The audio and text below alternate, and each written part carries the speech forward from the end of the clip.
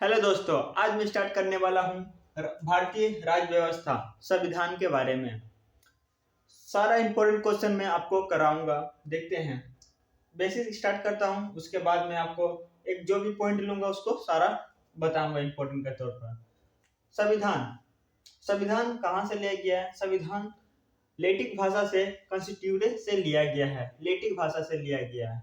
Latin भाषा से लिया गया, ठीक है। एक महत्वपूर्ण बात और क्या है? संविधान संविधान का अर्थ क्या है? संविधान का अर्थ होता है व्यवस्था। संविधान का अर्थ क्या होता है? व्यवस्था। और आयोजना करना, प्रबंध करना, ये सब हमारा संविधान का मतलब होता है। संविधान एक महत्वपूर्ण लिखित दस्तावेज है, इसको ध्यान दीजिएगा। 1726 का चार्टर एक्ट क्या कहता है? कलकत्ता, बंबई और मद्रास प्रेसिडेंसी के राज्यपाल एवं उनकी परिषद की विधिया अधिकार प्रदान करता है। चार्टर एक्ट 1726, ठीक है। 1773 का रेगुलेटिंग एक्ट क्या कहता है आपको मैं बताऊंगा। पहले ये देखते हैं। 1765 में बंगाल में दीवानी का अधिकार एक पोस्ट था जो प्राप्त होने के बाद कंपनी के कर्मचारी भारत से धनी होकर इंग्लैंड लौटने लगे। उसके बाद रेगुलेट हुआ। इसमें क्या क्या इंपॉर्टेंट क्वेश्चन आपको मैं बता रहा हूँ।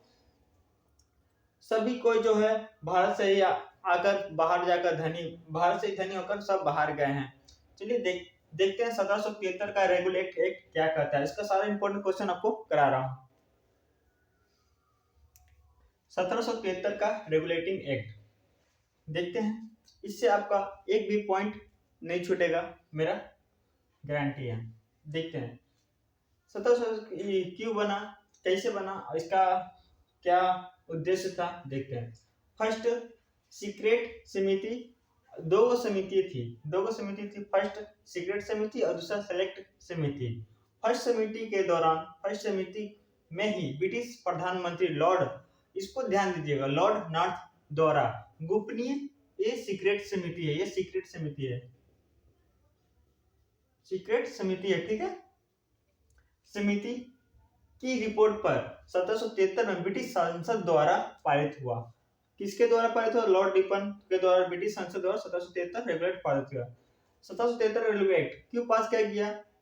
क्योंकि कंपनी का उद्देश्य था, कंपनी के लिए सब किया गया था। कंपनी का उद्देश्य था भ्रष्टाचार और कुशासन को दूर करना। 1700 रेगुलेट में पहली बार प्रशासन और राजनीतिक कार्यों को मान्यता मिली। कितना वर्ष?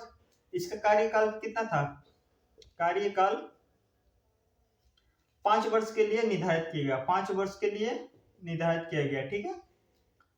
इसमें राजस्व, नागरिक और सैन्य मामलों की जानकारी ब्रिटिश सरकार को देना आवश्यक कर दिया गया था। इसमें आवश्यक पूरा कर दिया गया था ब्रिटिश सरकार के। पहले की जो भी धन यहाँ धनी होकर सब इंग्लैंड चले जाते थे, इसीलिए अब आवश्यक कर। देखते हैं। इस अधिनियम द्वारा बंगाल के गवर्नर को बंगाल का गवर्नर जनरल पद नाम दिया गया, ठीक है। इस अधिनियम के द्वारा कलकत्ता के गवर्नर को बंगाल, बिहार और उड़ीसा के लिए भी विधि बनाने का अधिकार मिला गया। बहुत बड़ा पद मिला इसमें।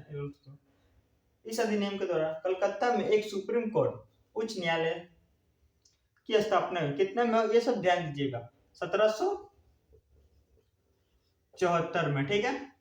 और कोर्ट को दीवानी, जो एक क्या था, एक पोस्ट था, ठीक है। फौजदारी, नौसेना तथा धार्मिक मामलों में सुनवाई करने का अधिकार था।